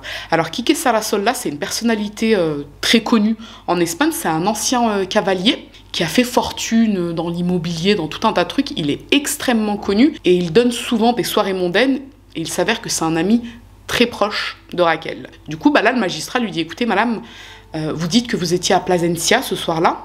Le problème, c'est que nous, on a des photos prises par des paparazzis qui vous montrent à Madrid. » Et là encore, elle répond à côté de la plaque. Elle dit « Ah, franchement, je me souviens pas. Je sais pas du tout. Ça fait trop loin pour moi. Je ne me rappelle pas où j'étais. Moi, il me semble que j'étais à Plasencia. J'ai pas l'impression que cette photo ait été prise le 29 mai 2013. Franchement, je sais pas. C'est trop flou. » Son ami, Quique Sarasola, a lui aussi été convoqué par le juge espagnol afin de venir répondre aux questions des magistrats italiens. Et en fait, il ne s'est tout simplement pas présenté au tribunal. Et les autorités, enfin les policiers, ont expliqué qu'ils se sont rendus chez lui pour lui dire qu'il était convoqué et qu'ils ne l'ont pas trouvé, qu'on leur avait fourni une mauvaise adresse. Là, on parle quand même d'une personnalité publique. Autre point, les magistrats lui demandent si elle a supprimé des données sur l'ordinateur de Mario avant de le rendre à sa famille. Là, elle dit « Ah non, moi j'ai absolument rien touché, je sais même pas comment on fait pour supprimer des choses, je sais à peine ouvrir un dossier, c'est le seul truc que je sais faire. » Les magistrats lui disent « Mais est-ce que vous avez remis l'ordinateur à quelqu'un avant de le rendre à la famille Biondo? Est-ce que quelqu'un y a touché à cet ordinateur ?» Elle dit « Écoutez, à part moi, personne n'a posé ses mains sur l'ordinateur et moi je n'ai rien supprimé parce que je sais pas comment on fait. » Là, le magistrat lui dit « Madame, il y a 1 téraoctet de données qui a été supprimé quelques jours après la mort de Mario et son mot de passe Apple qui a été modifié. Comment vous l'expliquez ?» Et là, elle répond « Ah oui, c'est bon, je me souviens. En fait, il y avait des photos personnelles de moi, des photos en petite tenue, des photos avec ma famille, donc je les ai supprimées pour pouvoir le rendre à la famille Biondo, puisque comme on était en mauvais termes, eux et moi, je voulais pas qu'ils puissent avoir des photos de moi comme celle-ci. Donc c'était pour me préserver. » Le magistrat lui dit « Oui, mais vous avez dit que vous ne saviez pas comment faire pour supprimer. Est-ce que quelqu'un vous a aidé ?» Et là, elle répond qu'effectivement, c'est son cousin Enrique, qui est ingénieur informatique, qui l'a aidé à supprimer les documents, mais que c'est la seule chose qu'il a fait. Là, le magistrat italien, il lui dit « Mais pourquoi vous nous avez menti quand on vous a posé la question il y a quelques minutes? Ça aurait pas été plus simple de dire directement la vérité ?» Et Raquel répond ce truc incroyable, et je vous promets qu'elle répond ça. Elle lui dit « Non, mais en fait, quand vous m'avez posé la question de savoir si quelqu'un a touché l'ordinateur, je pensais que vous parliez d'un professionnel, d'une boutique informatique. Enrique, c'est ma famille, c'est une partie de moi. Donc Enrique, c'est comme si c'était moi. Donc quand je vous dis qu'il n'y a que moi qui a touché l'ordinateur, comprenez que dans la mesure où Enrique, c'est une partie de moi, c'est ma famille, bah c'est moi. Donc voilà. Je crois qu'à ce moment-là, les 2 magistrats italiens étaient sur le point de se lever, de la baffer. Franchement, je le sentais dans leurs yeux, dans leurs attitudes. Ils étaient à 2 doigts de commettre l'irréparable. Hein, parce que faut le faire. Franchement, cette réponse, elle est consternante. Et pendant tout le long, c'est comme ça. Hein. Pendant tout le long, c'est comme ça. Maintenant, vient le tour d'Enrique. Donc son cousin Enrique est convoqué pour être interrogé. Le fameux ingénieur informatique. Les magistrats lui posent donc des questions en rapport avec la suppression de données, avec également l'installation de logiciels faits sur le Mac. Et Enrique se souvient de rien. Il a complètement perdu la mémoire. Le magistrat lui dit « Est-ce que vous vous souvenez avoir installé un logiciel de prise en main à distance sur le Mac le 14 juin 2013 ?» Donc 2 semaines après la mort de Mario. Là, Enrique dit « Ah franchement, non, ça me dit rien. » Le magistrat lui dit « Est-ce que l'ordinateur, vous l'avez emporté avec vous? Est-ce que vous vous en êtes servi ailleurs que chez Raquel ?» Là, Enrique dit « Ah non, pas du tout. Hein. Je suis venu chez Raquel, je l'ai aidé à supprimer ses photos. Et basta. » Et là, le magistrat lui dit « Alors, vous pouvez nous expliquer la raison pour laquelle, à plusieurs reprises, l'ordinateur s'est connecté au réseau Wi-Fi de votre entreprise ?» Il s'en souvient pas. Pour tous les autres témoins, c'est plus ou moins la même sauce. Hein. Plus personne ne se rappelle de rien, que ce soit la femme de ménage, les policiers. Du coup, après toutes ces auditions de personnes atteintes vraisemblablement de troubles neurologiques sévères, l'enquête piétine. Mais la famille Biondo n'abandonne pas. Hein. Eux ont engagé un détective privé en Espagne. Ils ont également engagé des experts en Italie.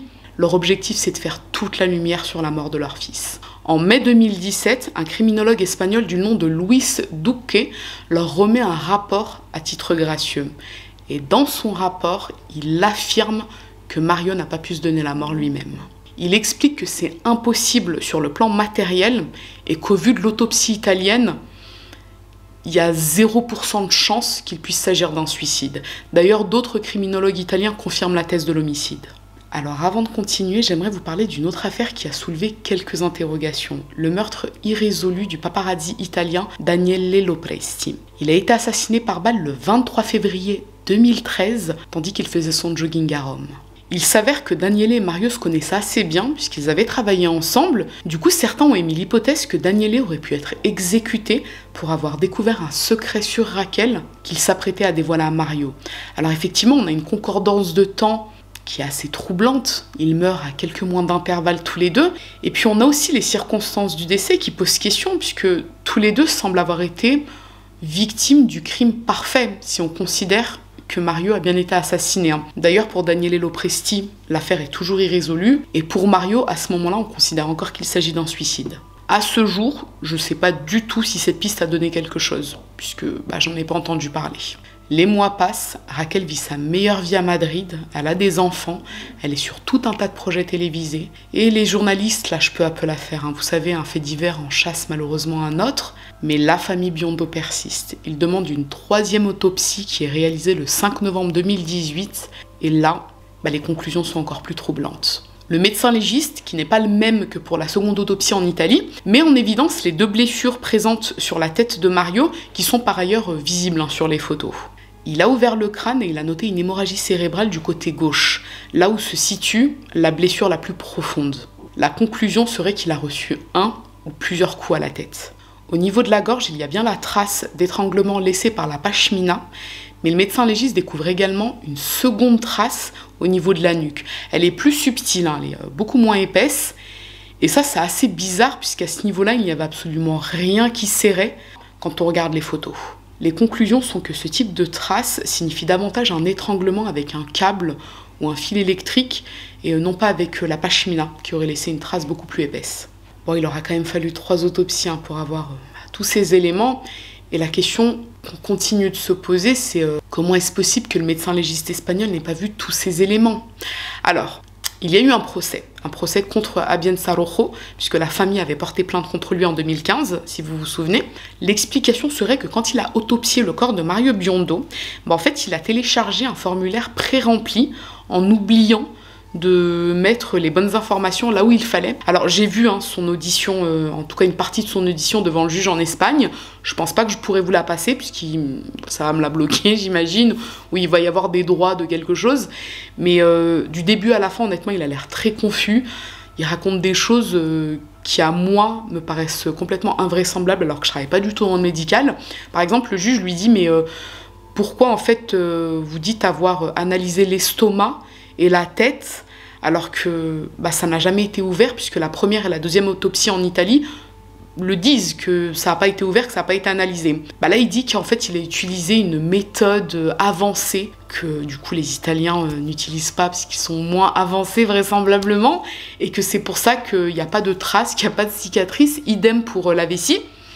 On lui dit, mais comment c'est possible, en fait, vous dites avoir analysé l'urine, mais il n'y a rien du tout qui a été analysé, la vessie elle était pleine, et puis il n'y a pas de traces en fait qui prouvent que vous avez analysé la vessie. Là encore une fois il dit, c'est parce que j'ai utilisé une méthode, une technologie avancée qui fait que j'ai pas besoin de récupérer beaucoup d'urine pour l'analyser, et puis ça laisse pas de traces en fait, la méthode avancée ne laisse aucune trace. En fait le mec il a avancé, voilà, dans sa tête il est avancé. Et de ce que j'en ai compris, finalement il n'a pas été condamné, le médecin espagnol, puisqu'on a considéré que il n'avait pas fait de la falsification de documents, et aujourd'hui je pense qu'il est à la retraite, puisqu'il était quand même assez âgé à Abienza Rojo. J'espère qu'il est à la retraite, parce que voilà, franchement, comme ça, il fera ses technologies avancées tout seul dans son coin. Alors maintenant, pour en revenir à l'Italie, l'affaire Mario Biondo intéresse énormément les journalistes italiens qui, depuis le début, couvrent cette affaire. L'affaire, elle a été énormément couverte, que ce soit en Espagne ou en Italie, et on a deux camps. En Espagne, on a ceux qui considèrent que Mario Biondo s'est donné la mort lui-même, ceux qui considèrent qu'en fait, Raquel a quelque chose à cacher. En Italie, on a également deux camps. C'est pas parce que Mario Biondo était italien que tous les Italiens soutiennent la thèse de la famille Biondo. Il y en a qui disent non, mais il s'est donné la mort, d'autres qui disent non, il y a quand même des choses qui sont assez invraisemblables. De fait, il y a beaucoup de reportages qui sont faits sur cette affaire, dont un assez notable selon moi. Il est réalisé en mars 2019 par l'émission Le Iene, qui signifie les hyènes, et qui est une émission assez intéressante, je trouve. Autant des fois ils font des trucs que j'aime pas trop parce que c'est beaucoup sensationnaliste, mais là pour le coup j'ai apprécié le reportage sur l'affaire Mario Biondo, même si par la suite il y a eu un peu une polémique, tout ça, mais vous inquiétez pas, on y reviendra à la fin. Bref, le reportage est énormément regardé, et c'est là que le public italien découvre certaines choses comme l'audition de Raquel en janvier 2016, et on apprend également que la veille de sa mort, Mario avait souscrit à une assurance vie dont la seule bénéficiaire était son épouse. Et ce qui est très troublant, même si à ce stade-là, c'est plus du trouble qu'on ressent, c'est que l'email de souscription a été supprimé de sa boîte mail le lendemain de sa mort. L'émission revient également sur le téraoctet de données qui a été supprimé de l'ordinateur de Mario, et également toutes les connexions qui ont été faites sur ses réseaux sociaux après sa mort. À savoir que les semaines qui ont suivi son décès, il y a eu des connexions qui ont été faites sur son Twitter, sur son Facebook, en fait sur tous ses réseaux sociaux, et toutes ces connexions ne provenaient pas de la famille Biondo. Durant cette émission, il va également se passer quelque chose que j'ai trouvé de fascinant. Pourquoi fascinant? Alors, souvenez-vous, je vous ai dit que la famille Biondo a fait appel à un détective privé espagnol pour enquêter sur place, d'accord? Son nom, c'est Eduardo Navasquillo. Quand il a été engagé par la famille Biondo, Eduardo leur a dit « écoutez, j'ai déjà recueilli des éléments qui confortent la thèse de l'assassinat ». Donc la famille Biondo avait été rassurée, logique. Ils ont un détective sur place qui leur explique dès le départ qu'il est réactif et qu'il est déjà en mesure de leur prouver qu'il s'agit d'un assassinat, que Raquel cherche à cacher des choses assez obscures sur sa vie et que Mario a certainement été assassiné à cause de ça. Ce qu'il se passe durant le reportage Les Hyènes, c'est que ce fameux Eduardo Navasquillo est interrogé par le journaliste de l'émission. Et apparemment, de ce que j'en ai lu, c'est Eduardo lui-même qui a contacté l'émission Les Hyènes pour leur dire « j'aimerais bien intervenir ». Les Hyènes ont dit « ok, très bien, ça va nous faire de la matière ». Quand ils interrogent Eduardo, Eh bien, écoutez, il leur dit, alors même qu'il est encore payé par la famille Biondo, hein, il leur dit, écoutez, la famille Biondo se fait des idées, Mario n'a jamais été assassiné, il s'est suicidé, j'ai eu tous les documents en main, que ce soit le rapport d'autopsie, les papiers de la police, tout. Et en fait, il s'agissait d'un tox qui avait de gros problèmes de fertilité et qui parfois s'amusait au jeu du foulard pour des séances d'auto-érotisme. Donc la piste de l'assassinat est à proscrire. Là, le journaliste lui dit, mais vous êtes encore en contact avec la famille Biondo, ils sont au courant de ce que vous êtes en train de me dire? Et là, il leur dit, oui, ils sont au courant, d'ailleurs, je leur ai même fourni tous les documents nécessaires pour leur prouver qu'il ne s'agit pas d'un assassinat, donc ils sont au courant, il n'y a pas de souci. Le journaliste montre ce passage à Santina et Giuseppe, en leur disant, mais qu'est-ce qu'il raconte Eduardo, c'est vrai ou pas? Bon, je pourrais pas vous le passer ce passage et j'en suis dégoûtée parce que la réaction de Santina, elle est tellement naturelle et spontanée que selon moi, elle est sincère. Elle sort un gros mot en italien, mais je m'en souviens plus, je crois que c'est strond ou bastard. Je finis pas le gros mot, hein, mais les italophones, vous le comprendrez. Et en fait, son corps, il se met en avant comme ça, elle est vénère, elle dit, mais qu'est-ce qu'il raconte? Mais c'est un mythomane, le mec, il ne m'a jamais rien envoyé, il y a encore pas longtemps, je le payais pour ses services, il nous a toujours dit qu'il avait les preuves que Mario avait été assassiné, mais qu'est-ce qu'il raconte? Après l'émission qui a révolté la famille Biondo, puisque là ils se sont clairement roulés dans la farine par rapport à leur détective en Espagne, les semaines et les mois passent sans que rien ne bouge, et là le dossier d'instruction il est à 2 doigts d'avoir un non-lieu. Mais en novembre 2020, le tribunal de Palerme accepte la demande de la famille Biondo qui s'était opposée au non-lieu. Il leur permet 6 mois supplémentaires d'instruction. Alors le non-lieu, de ce que j'en ai compris, ça signifie qu'un juge considère qu'il n'y a pas lieu de poursuivre. Il peut y avoir, il y a plusieurs raisons, mais ça peut être soit parce que l'auteur de l'infraction n'est pas connu, soit parce qu'il y a prescription, entre autres. Donc il y a d'autres raisons possibles. Pour la famille Biondo, c'est une course contre la montre, puisque là, en gros, on leur dit, vous avez 6 mois pour nous ramener le plus de preuves possible qu'il s'agit d'un assassinat. Et c'est à partir de là qu'entre en scène une mystérieuse société italo-américaine, M-Team.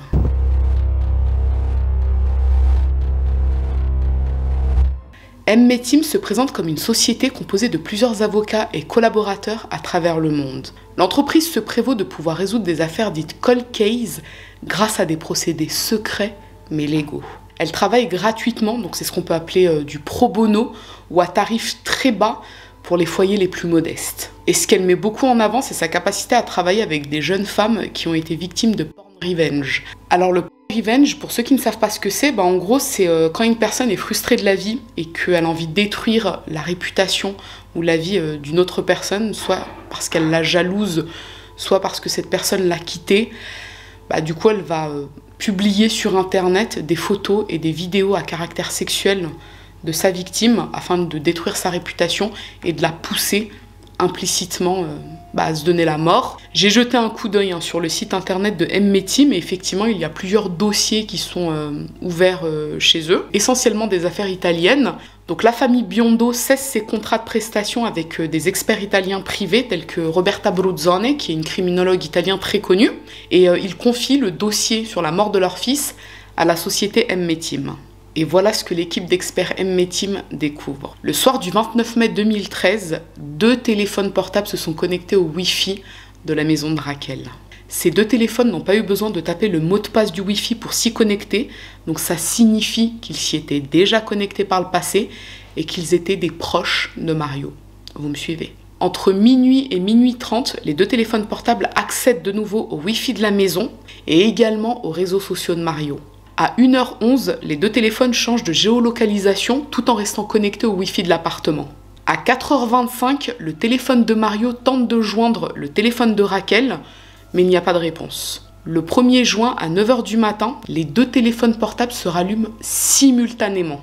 Leur localisation n'est pas proche de l'appartement, mais le soir même, à 19h11, l'un des 2 téléphones est géolocalisé devant l'immeuble. Quelques minutes plus tard, ce même téléphone se connecte au Wi-Fi de l'appartement et aux réseaux sociaux de Mario. La société indique que pour le moment, les IP qu'ils ont récupérés sont localisés aux États-Unis, ce qui veut dire que les deux téléphones utilisaient un VPN. Mais ils expliquent qu'ils continuent de travailler sur le dossier.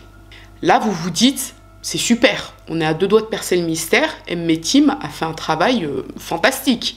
En mai 2021, Santina et Giuseppe interviennent à la télé lors d'un reportage sur la mort de leur fils pour expliquer que la société M-Team est parvenue à découvrir l'identité de l'un des 2 téléphones portables.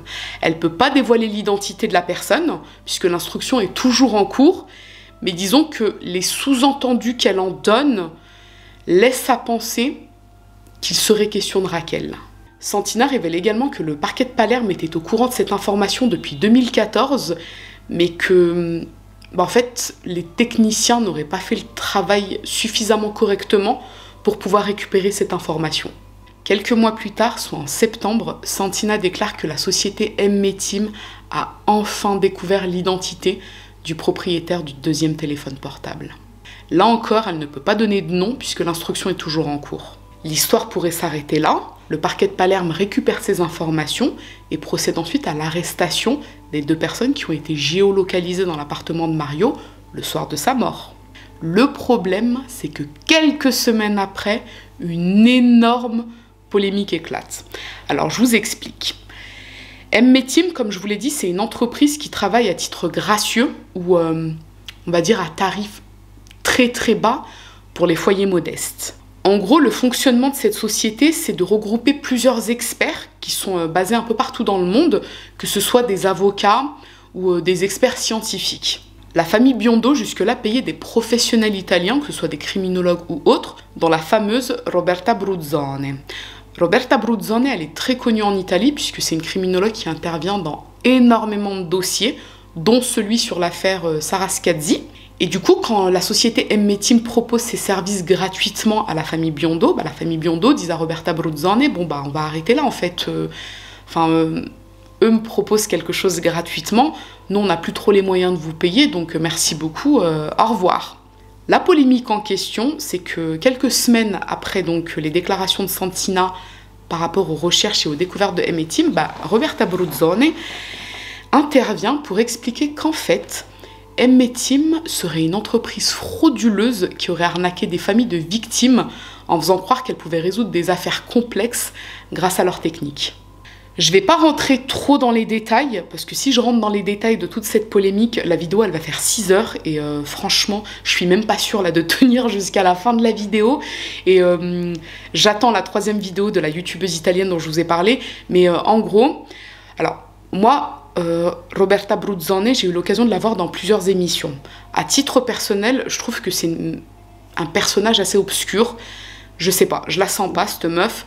Elle a fait des choses qui sont, à mon sens, très étonnantes et elle a été accusée surtout de choses très étonnantes.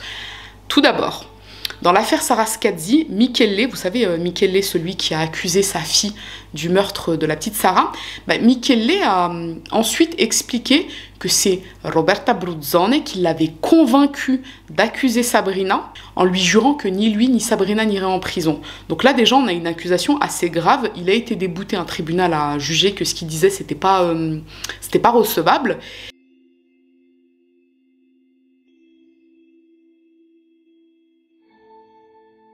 Lei non ha detto la verità quando è venuta qua, io volevo intervenire, però non era possibile. Ha mai suggerito a Michele Misseri di fare riferimento ad un gioco che stava facendo? Assolutamente no. Elle est intervenue également auprès de tout un tas d'autres familles, dans des affaires que vous verrez certainement dans les mois à venir sur ma chaîne. Et ces familles-là, à plusieurs reprises, ont dit que c'était pas une femme qui était très honnête, à savoir que elle donnait les conclusions en fonction de l'argent que vous lui donniez. En gros, si vous lui donnez de l'argent, elle va aller dans votre sens. À partir du moment où vous n'avez plus les moyens de la payer, elle va arrêter d'aller dans votre sens, comme c'est le cas là, avec l'affaire Biondo. Pendant toutes les années où elle a été leur experte rémunérée, elle a soutenu sur tous les plateaux télé, que ce soit de la Rai ou de la Mediaset ou partout, que Mario avait été assassiné. À partir du moment où la famille Biondo a arrêté son contrat avec elle, là, elle a soutenu qu'en fait, il s'agissait d'un suicide. C'est pour ça que je vous dis que je la trouve un peu obscure. Et j'ai vu également beaucoup de choses très, très bizarres sur son Facebook.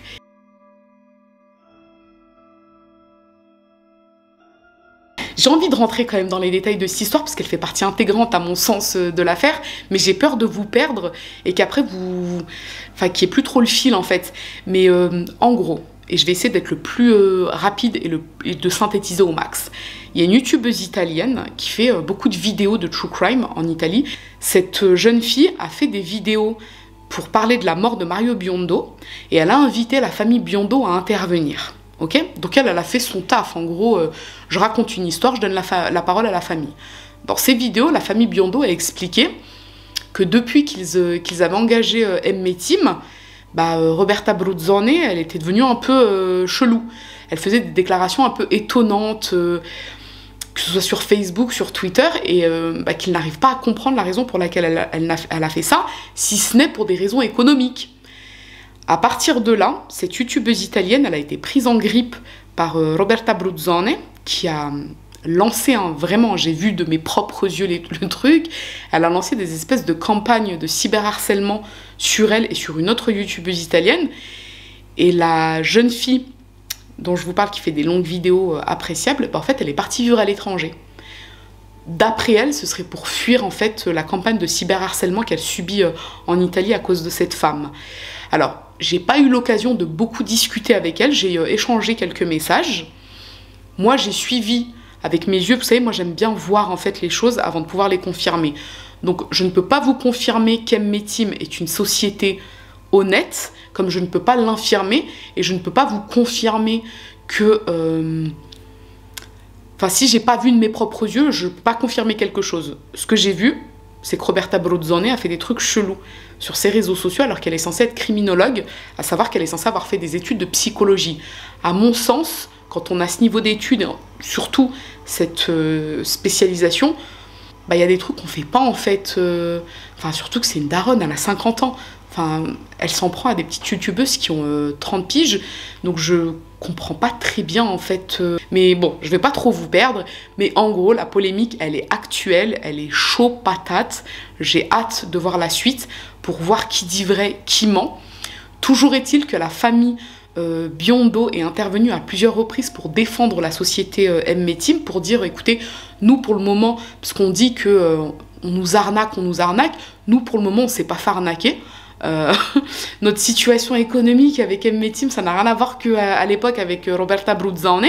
D'autres familles italiennes sont intervenues, dont le papa d'une jeune fille qui a été retrouvée morte, une jeune employée pénitentiaire, et je pense que je vous ferai une vidéo parce qu'elle est grave intéressante cette histoire. Lui aussi est intervenu, a dit bah non, moi je travaille avec M. Team mais il n'y a pas de... Enfin, ils m'ont jamais arnaqué, rien de tout ça, ils m'ont jamais extorqué de l'argent. Donc là, en gros, ce qu'on a, c'est...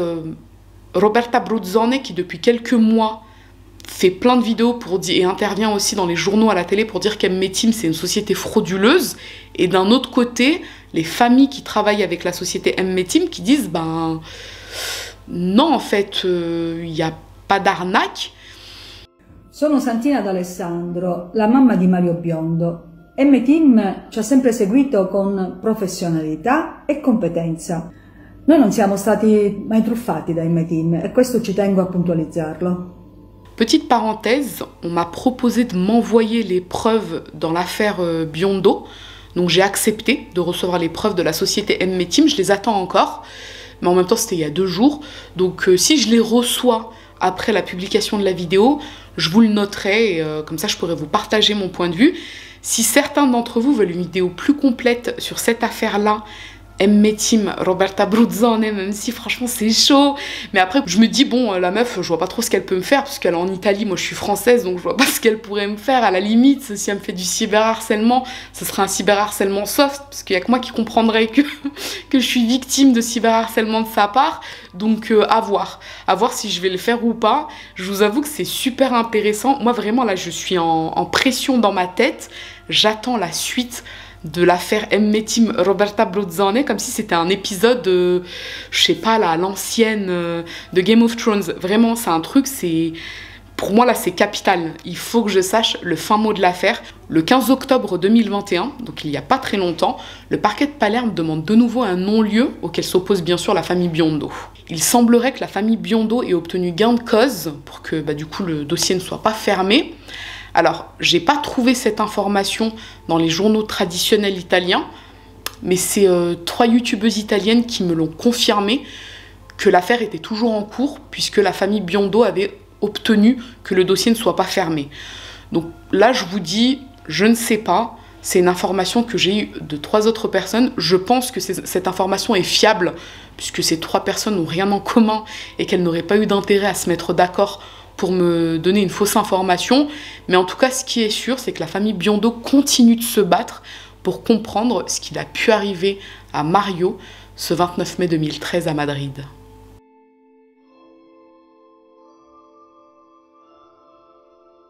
Bon, et bien écoutez, si vous êtes arrivé au terme de cette vidéo, je suis grave contente puisque cette affaire, elle m'intéressait. En fait, depuis que j'ai appris l'affaire, tous les jours, il y avait quelque chose de nouveau qui s'ajoutait jusqu'à l'événement final, la polémique avec l'autre Bruzzone. Et je vous avoue que j'étais tétanisée. Je me disais, mais qu'est-ce que c'est que cette histoire de ouf? Pour moi, c'est complètement ouf. Et j'ai trop envie de connaître la fin. J'attends la 3e vidéo d'une youtubeuse italienne qui est en train de faire un récap de toute cette affaire. Et comme je vous l'ai dit en début de vidéo, ces 2 premières vidéos duraient 4 heures. Là, j'attends le dernier volet. Je suis trop pressée. Normalement, il sort demain. Là, j'ai vu son mur. Normalement, il sort demain. Et ce qu'elle dit, c'est du factuel parce qu'elle met toutes les preuves au fur et à mesure. Vraiment, là, je crois que vous savez pas. Vous savez pas. Vous savez pas. Alors, concernant maintenant la famille Biondo, bon, eux, vous l'avez compris, hein, ils pensent que c'est un homicide. D'après eux, d'après les sous-entendus, en tout cas, qu'il y a dans leur déclaration, ce qui se serait passé ce soir-là, c'est que Raquel était dans l'appartement avec une 3e personne. Et je suis pas vraiment parvenue à comprendre qui pourrait être cette 3e personne, parce qu'il y a des sous-entendus, mais en même temps, c'est pas très clair. Mais il y aurait 3 hypothèses possibles. Soit Guillermo, son agent, soit Enrique, son cousin, soit son nouveau compagnon Mathias. J'ai vu dans un magazine espagnol que apparemment Mathias et Raquel se fréquentaient depuis mars 2013, donc bien avant novembre, c'est ce qu'elle avait déclaré a posteriori, hein, qu'elle l'avait rencontré en novembre. D'après ce journal, elle l'a rencontré en mars et c'est là qu'ils ont commencé leur relation et elle a ensuite payé le journal pour taire cette information jusqu'à ce qu'elle décide d'officialiser en novembre. Genre elle s'est dit, bon on va officialiser 6 mois après pour que ça passe, pour pas qu'on se dise que je suis une vieille meuf. Donc à voir. Donc ça, ce serait les 3 hypothèses possibles, Guillermo, Enrique ou Mathias. Vous de votre côté, faites-moi savoir ce que vous pensez de cette affaire complètement folle. Moi, par rapport aux recherches que j'ai faites, je pense qu'effectivement Mario a été tué. J'ai tendance à croire que ça pourrait avoir un lien avec le passé de son épouse, de sa veuve. Du coup, je sais pas comment l'appeler puisqu'elle est remariée, mais en tout cas, ça pourrait avoir un lien avec le passé de Raquel. Des bails un peu obscurs, vous voyez quoi, quel type d'obscurité. J'arrive pas à croire à la thèse espagnole. Franchement, j'ai du mal à imaginer ce jeune homme se donner la mort par rapport à tout, que ce soit l'autopsie, la façon dont on a retrouvé le corps, la bibliothèque. Moi, c'est vrai que ce qui m'a le plus troublée, c'est la bibliothèque. Tout était parfaitement en ordre, et c'était pas des objets lourds hein, qui étaient posés sur la bibliothèque. Il y avait beaucoup d'objets très légers qui auraient forcément bougé. Il y a ça, et puis il y a également l'heure de la mort. L'autopsie italienne dit que c'est aux alentours d'1 heure, donc même si on prend une fourchette large, on dirait entre 1 heure et 3 heures du mat, pour faire vraiment au plus large. Mais sur son ordinateur, il y a eu des activités jusqu'à 6 heures du mat. Donc, je sais pas. Moi, ça me paraît très, très bizarre. Donc, j'attends vos retours avec impatience. Peut-être que je vous mettrai le sondage. Et le dernier point que je voulais aborder, c'est que vous avez pu le remarquer, je pense, depuis quelques mois, je suis un peu fatiguée. En fait, je suis un traitement médical. Donc, si je suis pas très régulière dans les semaines et les mois qui vont suivre, voilà, c'est que j'ai pas le choix, je serai en train de dormir, donc désolé les gars, mais mais la santé avant tout. Mais en tout cas, je ferai mon max parce que j'aime partager avec vous, j'aime ce qu'on vit ensemble, entre guillemets, dans le sens où, pour moi, c'est une super aventure, ce que je vis actuellement sur YouTube. Hein, je vais vous le dire, on va faire en mode déclaration, mais franchement, c'est une bête d'aventure que vous me faites vivre sur YouTube. Jamais de ma vie, j'aurais pu penser vivre un truc pareil il y a un peu plus de 2 ans. J'ai commencé il y a un peu plus de 2 ans.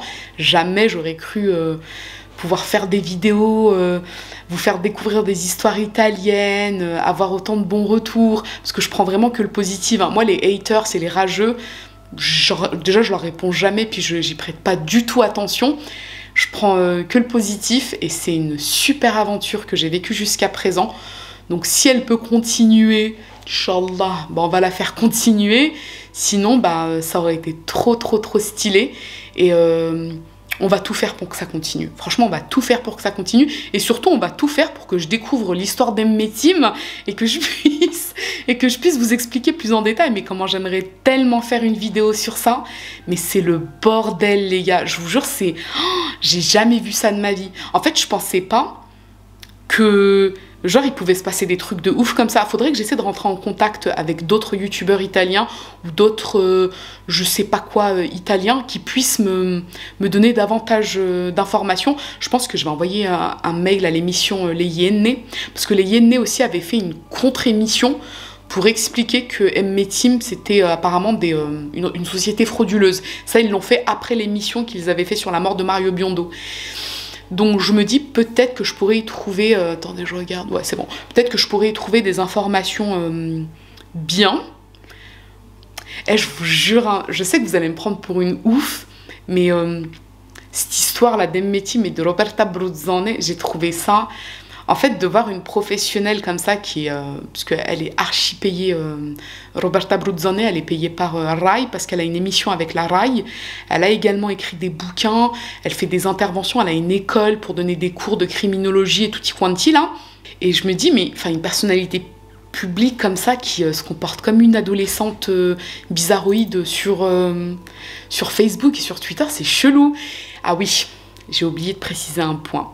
La youtubeuse italienne qui a dû fuir le pays, je vous jure les gars que c'est pas un thriller Netflix là, hein, que je suis en train de vous raconter, c'est la réalité, hein, je vous jure que c'est vrai.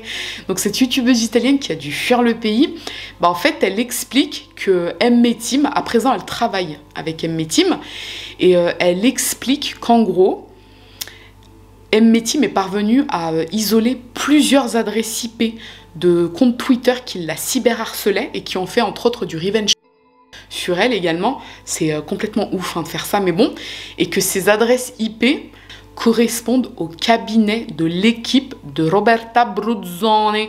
Wesh Roberta, ma cosa stai facendo? Franchement, je suis trop choquée. J'espère qu'elle verra jamais cette vidéo, Roberta Bruzzone, parce que sinon je vais être wanted. Elle va... Elle va venir en France pour essayer de me retrouver. Mais franchement, cette histoire, elle est trop folle. Dès que j'ai la suite, dès que j'ai vraiment tous les éléments, je vous en parlerai. Et moi, je suis impartiale. Hein. Je vous dis la vérité, moi, je suis grave impartiale. C'est pas parce que je la sens pas, la Bruzzone, que genre, je vais l'enfoncer si elle a rien fait. Moi, je dirai la vérité. Si Emmetim sont sincères, je vous le dirai. Si c'est une arnaque, je vous le dirai. Voilà. Comme ça, il n'y a pas de... Bref, je pense que là, ma partie opinion a suffisamment duré. Donc je vais retourner regarder mon épisode de American Horror Story, parce que je me repasse en boucle la saison 9 avant de pouvoir me choper la saison 10. Et puis j'attends vos retours avec impatience sur cette histoire complètement folle. Et si à l'avenir vous voulez encore des histoires de ce type-là, des histoires extravagantes, faites-le moi savoir en barre des commentaires. C'est énormément de boulot, je vous le cache pas. La vidéo... Or, mon opinion, qui là va peut-être durer 5-6 minutes, elle est extrêmement longue. Hein. Je vous jure que c'est beaucoup de taf, mais c'est passionnant. C'est vraiment passionnant. Donc faites-moi savoir si vous voulez que je vous en fasse d'autres comme ça à l'avenir. Et puis, ma foi, ce que je vous propose, c'est que si cette histoire vous a intéressé, à défaut de vous avoir plu, n'hésitez pas à me mettre un petit j'aime sous la vidéo. Mais surtout, n'hésitez pas à vous abonner, c'est encore mieux. Je vous dis à très bientôt.